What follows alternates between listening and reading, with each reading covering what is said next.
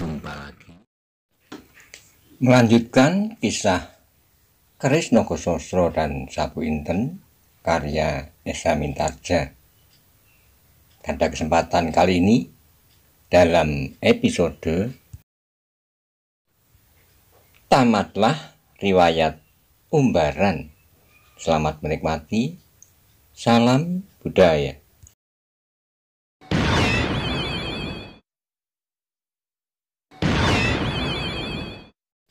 Pada episode sebelumnya dikisahkan pertarungan Anggoro dengan Surosarunggi setelah usai dengan tewasnya Surosarunggi. Kemudian masih terjadi pertarungan antara Radite dan Guru Lowoijo atau Umbaran. Umbaran yang tidak mau diperingatkan oleh Radite, hingga terjadi pertempuran sengit di antara keduanya. Bagaimana kisah selanjutnya? Simak bersama-sama. Monggo kula aturi subscribe, like, komen, soko share, matur nuwun.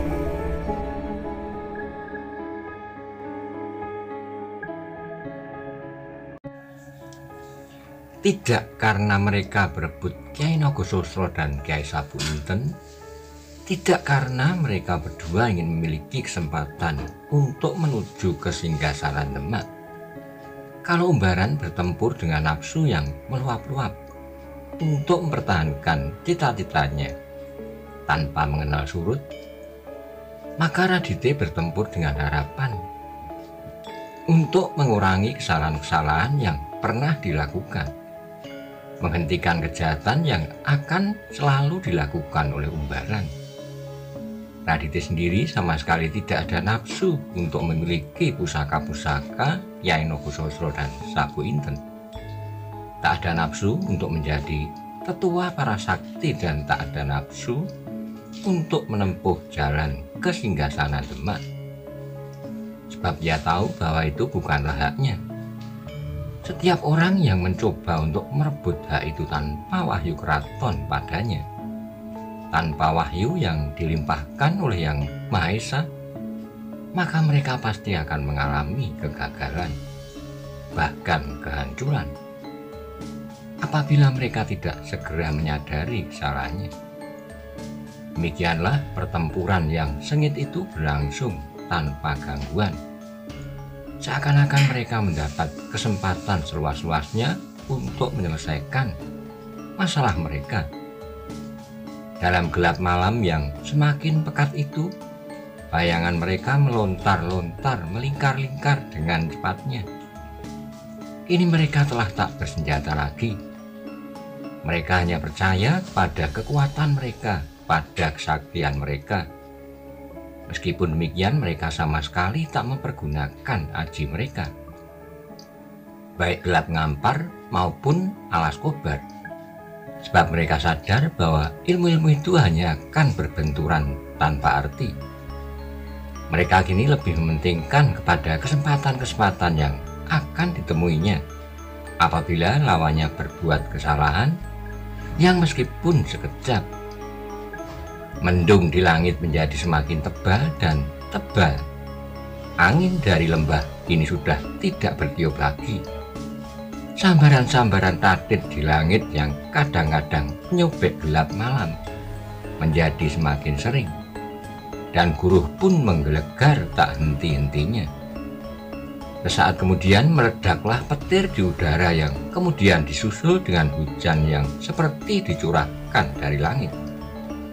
Butiran-butiran air yang besar berjatuhan di tanah, di genteng-genteng, di cabang-cabang pohon, dan di tubuh mereka yang dengan kaku berdiri di halaman Banyu Biru. Hujan yang seperti tertuang dari langit, yang pecah itu sama sekali tak mereka hiraukan. Bunyinya yang kemersak seperti banjir bandang tak mereka dengar, sebab perhatian mereka sedang terpaku pada pertempuran antara hidup dan mati dari dua orang yang bersaudara seperguruan. Hanya Anggoro lah yang kemudian bergerak dari tempatnya, tetapi tidak mencari tempat untuk berteduh. Perlahan ia melangkah mendekati titik pertempuran, di mana kedua saudara perguruannya sedang mengadu kesaktian yang bersumber dari mata air yang sama. Namun dalam arus yang berikutnya, sungai yang satu tetap mengalirkan air yang bening, meskipun yang hanyut di dalamnya sedang sungai yang lain benar-benar telah mengalirkan air yang keruh. Anggoro pun kemudian telah melepaskan topengnya. Ketika kedua saudaranya tak mengenakan topeng lagi, ia sama sekali tak merasa perlu mempergunakannya.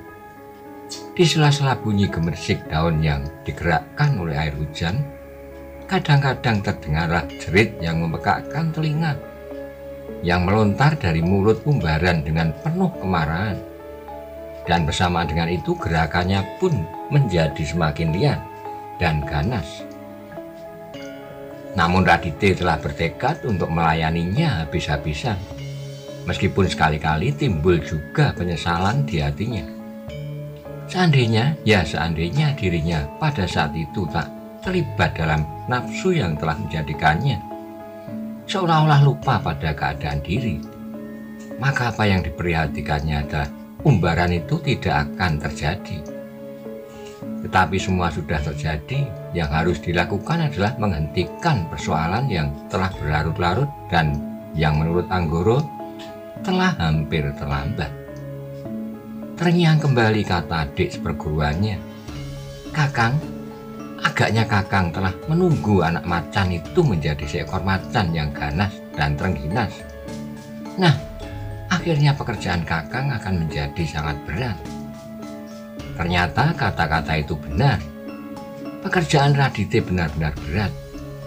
Umbaran telah menambah ilmunya dengan segala macam ilmu yang didapatnya dari daerah-daerah kelam, dari pohon-pohon beringin tua dan relung-relung gua, dan dari batu-batu besar dari bukit-bukit yang suram.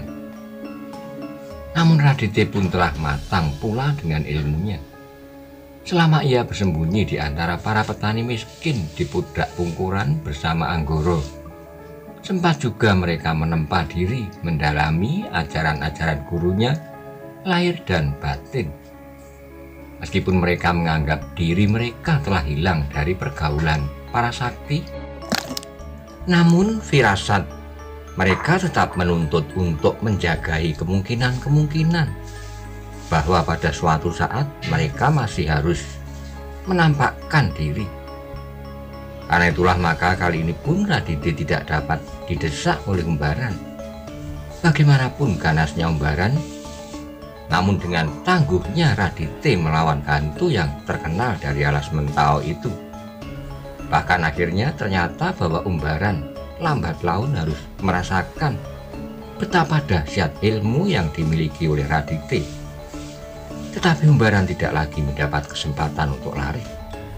Kalau Radite memancar di udara, jelas dilihatnya Anggoro, Maiso Jenar, dan Kebo Kanigoro berdiri tegak di halaman itu.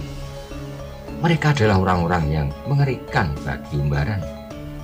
Mereka adalah orang-orang yang telah terbukti dalam melampaui kesaktian golongannya.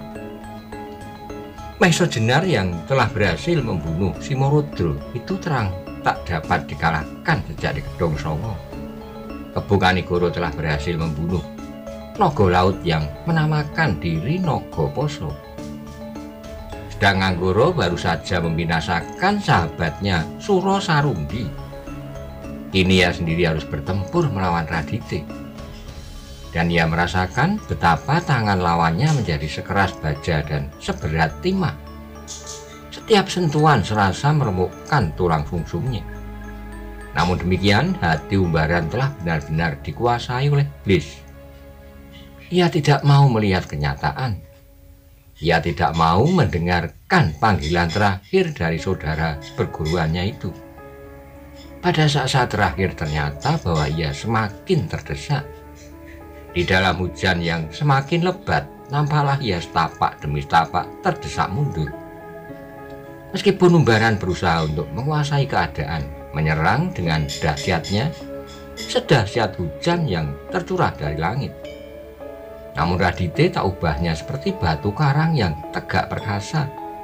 tak goyah oleh arus air dan angin yang bagaimanapun kencangnya. Meskipun hujan masih belum surut, namun berangsur-angsur gelap malam menjadi berkurang.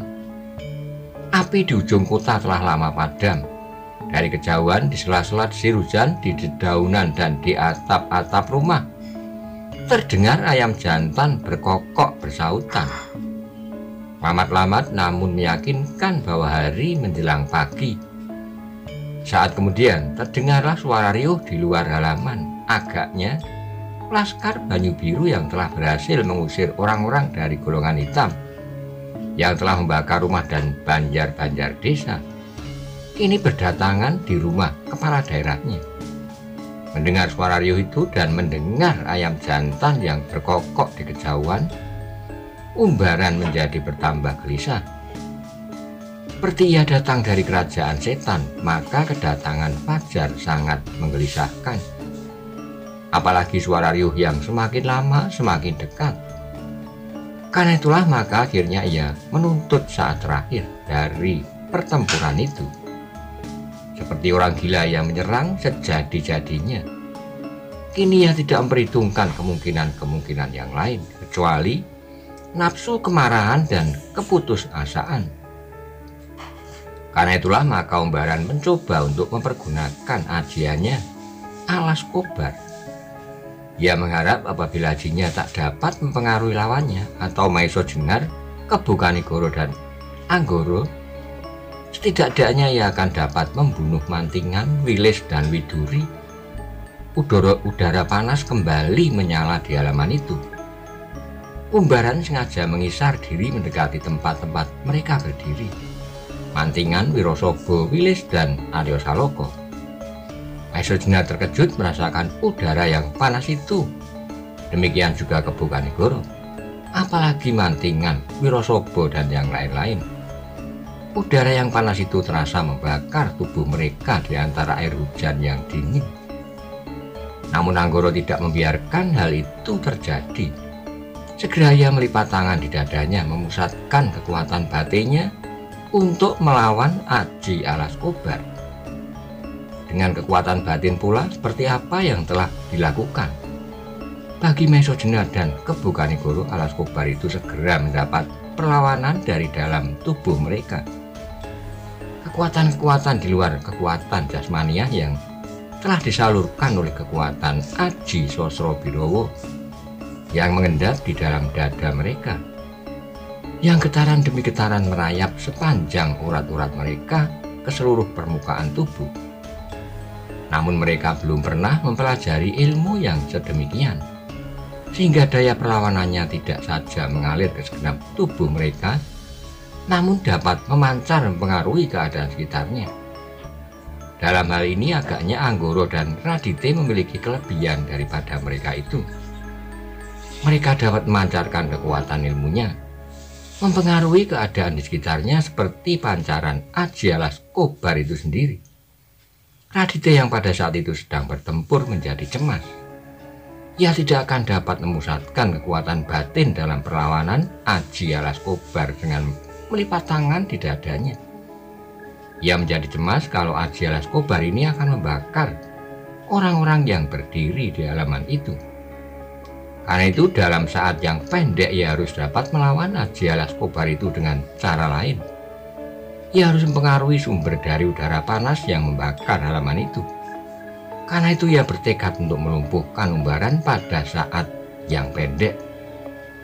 Pada saat itu pula lah maka terpencarlah ajian Naga Angkasa, ilmu gerak yang sukar dicari bandingnya.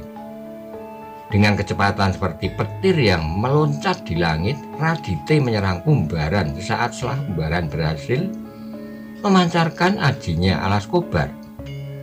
Serangan yang sedemikian dahsyatnya, demikian cepat dalam taraf tertinggi dari ilmunya Naga Angkasa. Yang terjadi kemudian adalah mengejutkan sekali. Umbaran kehilangan waktu hanya sekejap. Namun yang kejap itu telah menentukan segala-galanya. Sebuah sambaran yang dahsyat telah menghantam dadanya. Sambaran Aji Naga Angkasa. Umbaran yang memiliki kesaktian di atas manusia biasa itu terdorong beberapa langkah surut. Kemudian ia terguling jatuh sambil berteriak ngeri. Namun saat kemudian ia berhasil tegak kembali. Tapi tiba-tiba ia menjadi terhuyung-huyung. Bagaimanapun ia berusaha, akhirnya kekuatan jasmaniahnya tak mengizinkannya lagi. Sehingga kemudian umbaran itu roboh kembali di atas tanah yang basah oleh air hujan yang melimpah dari langit. Namun umbaran tidak mau mengerti akan keadaannya. Dengan sekuat tenaga ia berusaha untuk berdiri. Tetapi karena kemampuannya terbatas, maka ia hanya dapat berguling-guling dan meronta-ronta di atas tanah yang becek penuh lumpur. Tergetarlah setiap hati yang melihat peristiwa itu. Melihat umbaran yang sama sekali tidak ikhlas menerima kenyataan pada dirinya. Raditya yang berdiri beberapa langkah darinya berdiri tegak dengan nafas yang tegang. Tiba-tiba ia meloncat maju, namun segala permusuhannya telah lenyap seperti dihanyutkan oleh air hujan yang seperti tertuang dari langit. Dengan hati-hati Raditya berusaha untuk menangkap umbaran dan kemudian dengan hati-hati pula ditenangkannya orang yang telah dibakar oleh nafsunya itu. Katanya, "Umbaran, tenanglah." Umbaran menggeram, ia masih berusaha melepaskan diri. Tapi ia tidak mampu lagi, napasnya telah memburu dan dadanya menggelombang tak menentu. Ia tidak lagi dapat berbuat sesuatu ketika Raditya meletakkan kepala umbaran di atas tangannya. Hanya kakinya sajalah yang menyepak-nyepak dan kepalanya menyentak-nyentak. Sekali lagi terdengar Raditya berkata, "Umbaran, tenanglah. Tak ada yang perlu kau gelisahkan. Setan!" Terdengar umbaran menggeram marah. Matanya memancar merah seperti mata harimau. "Kau kira bahwa kau dapat mengalahkan aku?" "Tidak, umbaran," jawab Raditya. "Aku tidak dapat mengalahkan engkau." "Kalau begitu," kata umbaran tersengal-sengal, "kalau begitu kau harus berlutut di bawah kakiku dan minta maaf padaku. Sebelum kau kubunuh mati, kuikat di belakang kaki kuda." "Baiklah, umbaran, aku minta maaf padamu," sahut Raditya. Tiba-tiba umbaran menjadi agak tenang, tetapi kemarahannya masih memancar di matanya. Ketika ia menggerakkan tangannya, ternyata ia sudah terlalu lemah. Namun orang yang telah hanyut dalam nafsu kebiadaban itu tiba-tiba meludahi muka Raditya. Raditya terkejut. Itu adalah suatu penghinaan bagi laki-laki. Namun ia hanya menarik napas dalam-dalam, sambil kemudian mengusap mukanya dengan lengan bajunya. Maiso Jenar, Kebukanigoro, dan Anggoro pun kemudian melangkah mendekati Raditya yang berjongkok di samping umbaran, yang gelisah menghadapi saat-saat yang mengerikan. Anggoro, Maiso Jenar, dan Kebukanigoro pun berjongkok pula. Beberapa langkah darinya nampak Roro Wilis menunduk sedang Indang Widuri memalingkan wajahnya. Mereka tidak sampai hati untuk menyaksikan peristiwa yang mengerikan itu. Kemudian terdengarlah suara paro umbaran yang terputus-putus. "Kalian mau mengeroyok aku?" Tidak umbaran," jawab Anggoro. "Ayo majulah bersama-sama Raditya, Anggoro, Maiso Jenar, dan kawanmu itu. Mantingan dan perempuan-perempuan itu semua bersama-sama. Meskipun kulit kalian berlapis baja dan nyawa kalian perangkap 5, namun umbaran tak akan mundur selangkah." "Tidak, umbaran," sahut Raditya. "Aku dan Anggoro adalah saudaramu seperguruan." Umbaran menggeram. Napasnya menjadi semakin cepat mengalir lewat lubang-lubang hidung serta mulutnya. Arya Saloka berdiri tegak seperti tugu. Apa yang disaksikan benar-benar mengagumkannya. Suatu pameran keluruhan budi yang tak ada taranya. Raditya dan Anggoro nampaknya sama sekali tak mendendam pada umbaran. meskipun selama ini Umbaran telah menyulitkannya. Karena Umbaranlah maka Radite menjadi seorang yang merasa rendah diri dan tak berarti, yang lebih baik bersembunyi di antara para petani daripada bergaul dengan orang-orang sebayanya, para sakti yang sedang mengemban tugas-tugas kemanusiaan. Hujan yang lebat masih saja seperti tercurah dari langit. Dedaunan bergoyang-goyang karenanya dengan disertai oleh suara yang gemerisik semakin keras. Di regol halaman berdirilah laskar Banyu Biru berjejal-jejal. Mereka berdesaan masuki halaman, namun kemudian mereka tertegun diam ketika mereka melihat halaman Banyu Biru itu dicekam oleh suasana ngeri yang mendirikan bulu roma. Mereka masih sempat melihat dua orang berjubah abu-abu bertempur, kemudian salah seorang darinya terbanting jatuh dan meronta-ronta di tanah. Ketika beberapa orang laskar yang berdiri di bagian belakang mendesak maju, pemimpin laskar itu berteriak, "Berdiri di tempatmu!" Aryo Saloko dan orang-orang berada di halaman itu hanya menoleh sebentar kepada laskar yang berjejalan itu, saat kemudian kembali perhatiannya beralih pada Umbaran. "Paman," bisik Kebo Kanigoro kepada Radite, "bukankah lebih baik Umbaran ini dibawa naik ke pendopo?" Radite mengangguk-angguk, namun tiba-tiba terdengarlah Umbaran berteriak, "Apa? Apa yang akan kalian lakukan? Menipu aku lalu menusuk dari belakang?" Tidak Umbaran," sahut Radite cepat-cepat. "Marilah kita naik ke pendopo. Jangan coba mengelabui mataku.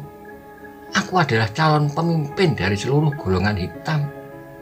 Dan akulah orang yang pertama-tama harus memiliki Kyai Nogososro dan Kyai Sabu Inten.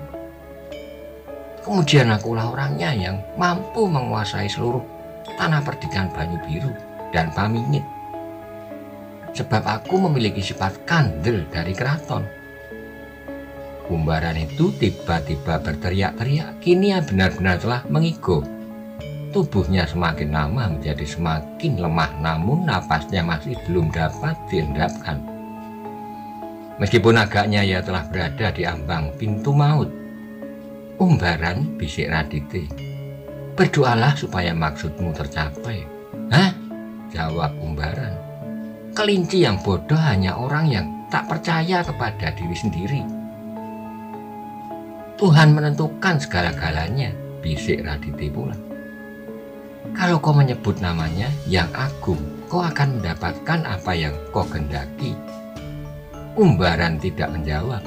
Tubuhnya menjadi semakin lemah dan napasnya menjadi semakin berdesaan dan terengah-engah. Beberapa kali ia berusaha untuk menelan ludah dan air hujan yang jatuh di mulutnya. Umbaran masih terbujur di tangan Radite. Kadang-kadang ia masih meronta untuk mencoba merenggutkan diri dari kekuasaan maut yang sudah merabahnya. "Di mana Lowoijo?"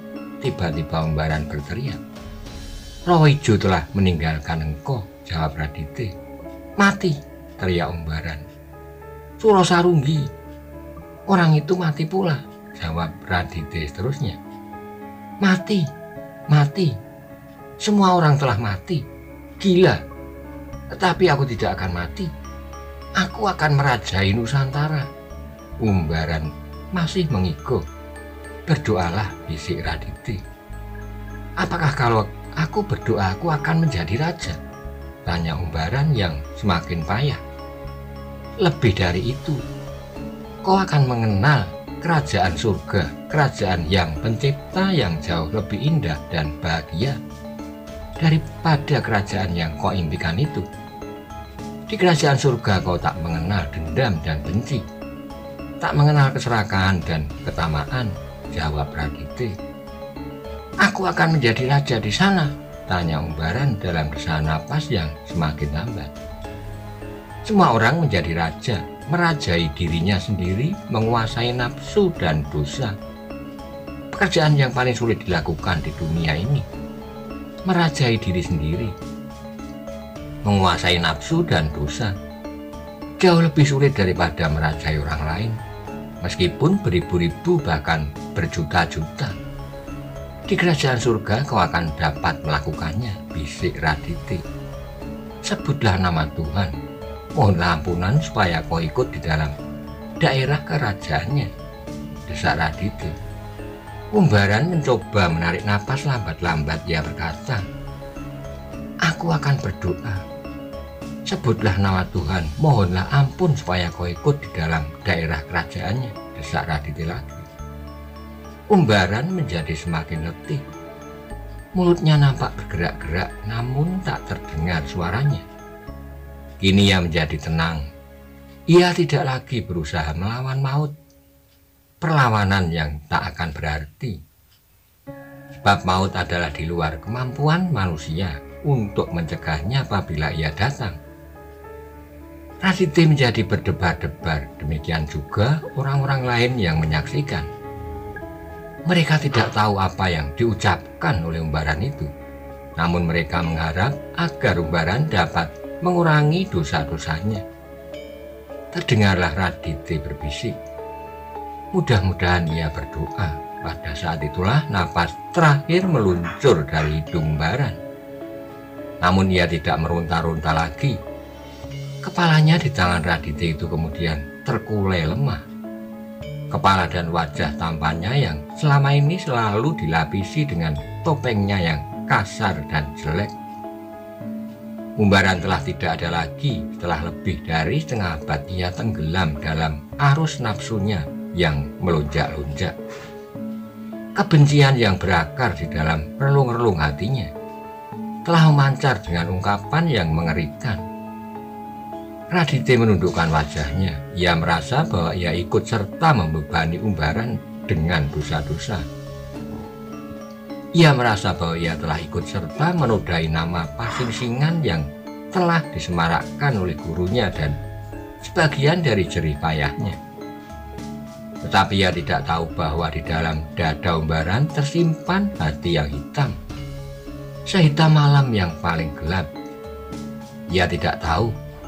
Tak seorang pun yang tahu, bahkan gurunya pun tidak. Seandainya gurunya mengetahuinya, pasti ia tidak akan menerimanya sebagai muridnya. Saat suasana menjadi hening, hanya titik-titik air hujan sajalah yang terdengar mengusik sepi. Cahaya fajar di timur telah merayap semakin tinggi, dan gelap malam pun mulai disingkirkan. Tak hanya Arya Saloka yang menjadi kagum, namun juga Maesa Jenar dan Kebu Kanigoro menundukkan kepalanya. Mereka menyatakan hormat setinggi-tingginya di dalam hati. Raditya tidak membiarkan musuhnya mati dalam kegelapan, tapi ia telah berusaha untuk menunjukkan jalan kembali ke daerah pelukan tangan yang maha pengasih. Saat kemudian diangkatlah mayat yang beku dingin itu ke pendopo. Kemudian diletakkan membujur ke utara di atas tikar pandan di tengah-tengah pendopo itu. Pada saat itulah Mantingan, Wirosobo, Wonomerto, dan yang lain-lain seakan-akan terlepas dari suatu ikatan yang erat membelit tubuhnya. Mereka kemudian bergegas-gegas melangkah naik ke pendopo dan duduk di belakang mereka yang telah mengangkat mayat itu, yaitu Raditya, Anggoro, Maesa Jenar, dan Kebu Kanigoro. Hanya Arya Saloka yang melangkah ke regol halaman, menerima pemimpin laskarnya yang akan memberikan laporan kepadanya. Terima kasih, jawab Arya Saloka setelah laporan itu selesai.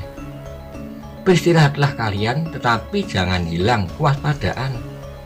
Nampakkan penjagaan-penjagaan di setiap jalan masuk. Rawat kawanmu baik-baik, nanti aku akan datang ke perkemahanmu. Laskar itu pun kemudian meninggalkan halaman itu kembali ke perkemahan mereka untuk beristirahat.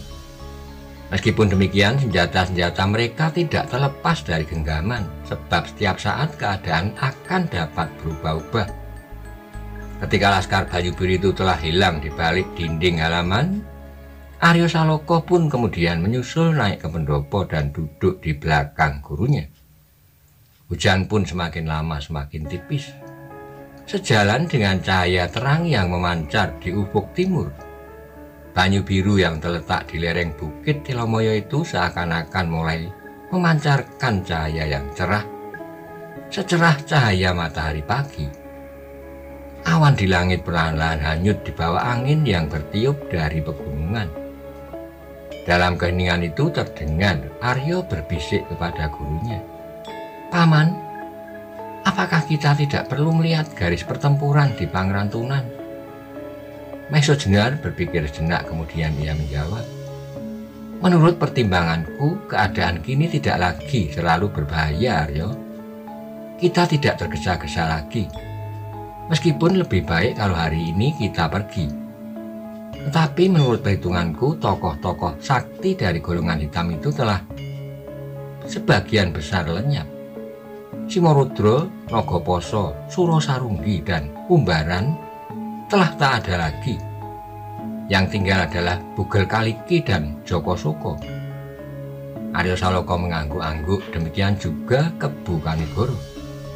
Namun dengan demikian mereka teringat akan kehadiran Joko Soko di halaman ini malam tadi, sehingga teroncatlah dari mulut Endang Widuri, "Paman Joko Soko tadi malam telah datang menjemput Bibi."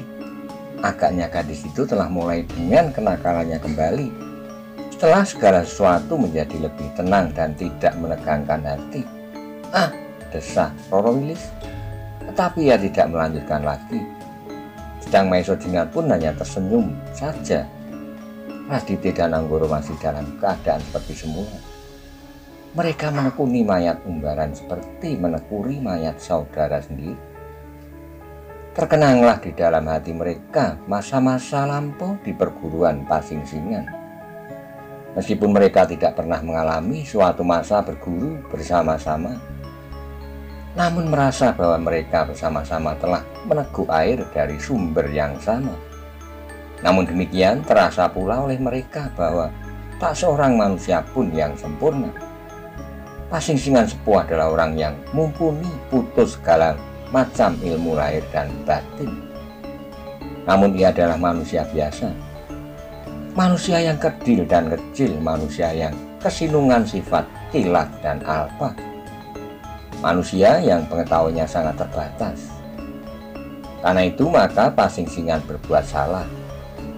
Ia telah menerima Umbaran itu berkhianat, menodai nama baik perguruannya.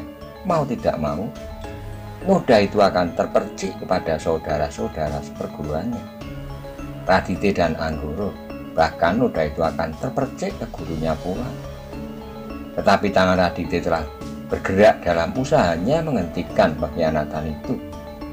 Umbaran telah dibunuhnya dengan ilmu yang pada dasarnya diterima dari gurunya, seperti ilmu Umbaran itu sendiri.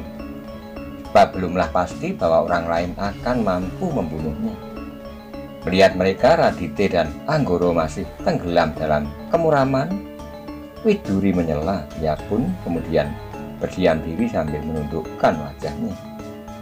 Sehingga untuk beberapa saat pendopo itu kembali menjadi sepi. Baru beberapa saat kemudian terdengar Maiso Jenar berkata, "Aryo, suruhlah beberapa orang merawat mayat Surosarunggi dan orang-orang yang lain.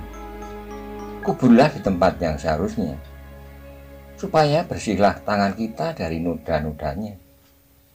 Aryo Saloka pun segera berdiri menemui beberapa orang di gardu penjagaan yang nampaknya masih sangat payah meskipun mereka tidak berbuat sesuatu. Beberapa kawan-kawan mereka yang terluka pun telah mereka rawat sebaik-baiknya. Pada mereka, Aryo merintahkan untuk memanggil beberapa orang lain untuk bersama-sama menyelenggarakan penguburan mayat Surosarunggi dan kawan-kawannya. Kemudian ketika Aryo kembali ke pendopo, didengarnya Radite berkata, "Anak Mas Maiso Jenar, kalau anak Mas tidak keberatan, biarlah mayat Umbaran ini aku bawa ke Pudak Pungkuran." Maiso Jenar mengangkat dahinya sambil mengangguk-angguk kecil. Ia bertanya, "Mengapa mesti dibawa ke Pudak Pungkuran? Kami di sini pun akan bersedia melaksanakan penguburannya, seperti yang Paman kehendaki."